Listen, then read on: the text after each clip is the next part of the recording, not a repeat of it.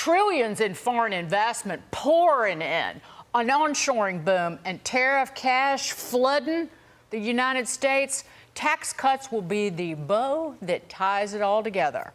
House Speaker Mike Johnson vowing all Republicans are going to do is win, win, win, no matter what. I could list all the wins, but we only have so much time. Despite the overwhelming popularity of so many of these provisions in this bill, the guys on the other side of the congressional Democrats have refused to engage with us in this process at all. This week they're going to vote for. They're going to vote for the largest increase in taxes in American history. I'm going to just end it here and tell you that failure is simply not an option. And while love may not be enough to get the big, beautiful bill over the finish line, well, this little shimmy and cha-cha-cha should seal the deal. Joining us now is Director of the Office of Management and Budget, Russ Vought. Russ, great to see you.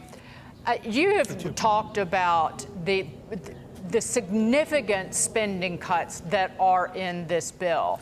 But I wanted, the American people don't think about spreading it out over 10 years when they think about their monthly nut, if you will. And $1.6 trillion in 1 year is $160 billion, and that's about a month and a half of what the United States pays in just interest right now. How is that enough, Russ? Well, I think it's important to give just some historical context. And so the largest mandatory savings reform that we have seen previously had been the 1997 Balanced Budget Agreement, and that had the historic welfare reform in it. We really haven't seen anything on the mandatory side, with some small exceptions, since then. And so to have this town now talking about $1.6 trillion, nearly double, over double, of what was done in 1997 adjusted for inflation at $1.6 trillion is truly historic. And you're doing that as part of providing the important tax relief to both prevent a tax increase and do the things that the president promised on the campaign trail to get this economy going and making it more profitable for workers to keep working and to be able to be more profitable and productive. And that's what this bill does, in addition to 1,000 other things, from securing our border, providing the national defense that we need so that we can do it on the mandatory side with Republican-only votes, and then preserve a big fight on non-defense spending where we could go to 20% cut along consistent with our budget and lock in all the DOGE savings. So right. We believe this is very important, and given what this town has been unwilling to do, incredibly substantial. You know, we've got the cuts and the spending. We're talking about that. Let's talk about growth. The CEA, and Stephen Mirren put this out earlier, that we're talking about GDP growth 4.2 to 5.2%, and the creation of jobs, which obviously is going to help with GDP and, frankly, revenue to the government. Look, we can't do anything both to keep the American people free, prosperous, growing, entrepreneurial, and save our country from the fiscal ruin that decades of politicians in D.C. have given us and set the table for. We can't do without economic growth.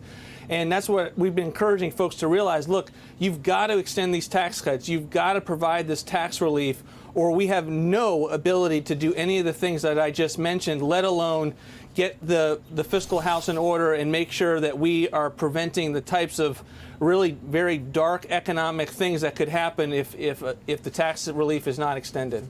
Russ, what did you think of Moody's downgrading the United States credit rating late on a Friday? The timing curious, given the fact that Biden and co.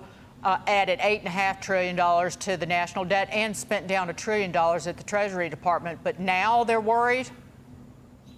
Yeah, I think they were trying to catch up with the other rating agencies that had previously gone earlier with Democratic administrations that were truly the problem, and then trying to time it at a moment that would jeopardize our ability to get this bill done. Look, if the issue is, do we have fiscal troubles as a country? Absolutely, no one doubts that.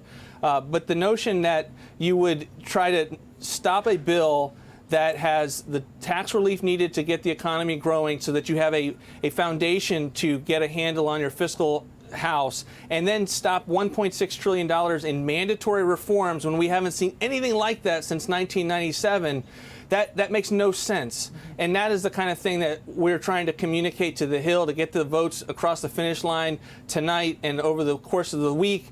And then, of course, are there design things that we can improve? Absolutely. We're in conversations to do that. But this is a good bill. It's a fiscally responsible bill. It will help us with deficits and deal with some of the structural drivers of our fiscal concerns. When it comes to the things that people really hate and we haven't seen any results of, the Green New scam, all these other things put in by Biden, what gets ripped out in this bill? The Green New Deal, the tax incentives, and that's essentially what those Biden bills did, is they put the tax incentives in to move the economy towards their vision of a green economy. We rip those out, and we do it over a period of time. We're having conversations right now to bring that up earlier in the bill so that it is much easier to see not only the savings from it, but to prevent new projects from going online that are inconsistent with this administration. But this is a substantial effort along the lines of what the president promised on the campaign trail. Real quick before we go, will it pass this week, Russ? I think so. I'm very optimistic, and we're having good conversations. I talked with the speaker not too long ago.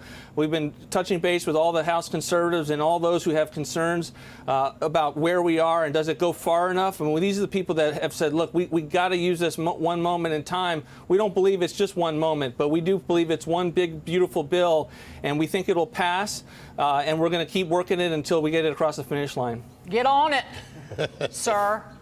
Russ, Thanks, guys. head of the OMB.